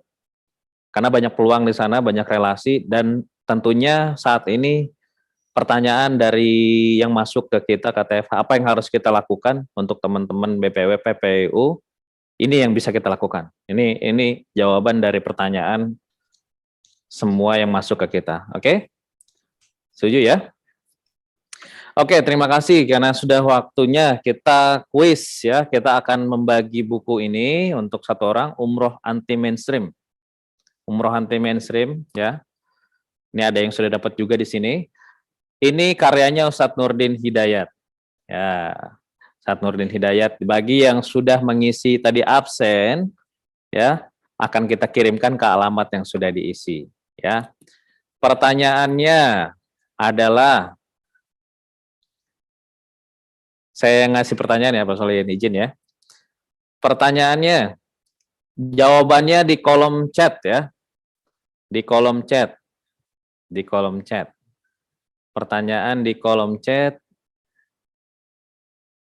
Tanggal berapa short course cara menghitung quotation haji? Silakan. Oke, sudah masuk ya. Oke. Saya tanyanya short course ya. Short course cara menghitung quotation haji. Oke, 26 Juli ya. Oke, yang pertama ternyata ada PT Umroh Travel Mandiri. Dengan siapa ini? Ini yang dapat ya. Sudah ngisi absen. Mungkin bisa dibuka camnya PT Umroh Travel Mandiri. Siapa ini? Sudah, ya. Dengan Yanwar. Pak Yanwar, selamat ya dapat buku ini. Ya. Terima kasih. Dapat buku ini. Oke. Insya Allah nanti akan dikirimkan oleh admin kita. Sudah ngisi absen tadi ya, Pak Yanwar? Sudah, ya sudah. Sudah, oke, selamat ya. Tanggal 26 Juli ya, jadi minggu terakhir. Oke, kalau misalnya tidak ada pertanyaan lagi, kita akhiri mungkin sesi kali ini ya. Terima kasih sudah bergabung di TFA Consulting webinar. Insya Allah kita akan adakan program-program selanjutnya. Sampai jumpa dan kami mohon maaf apabila ada salah-salah kata. Pak Solihin, terima kasih sudah menyempatkan waktunya. Ustadz Nurdin dan rekan-rekan semuanya, sahabat TFA. Kita berjumpa lagi di webinar selanjutnya. Wassalamualaikum warahmatullahi wabarakatuh. Waalaikumsalam warahmatullahi wabarakatuh. Bu Cucu, makasih Bu Cucu ya. Terima kasih. Bu Cucu boleh minta nomor handphonenya nggak Bu? Nomor handphone saya tulis di chat tadi.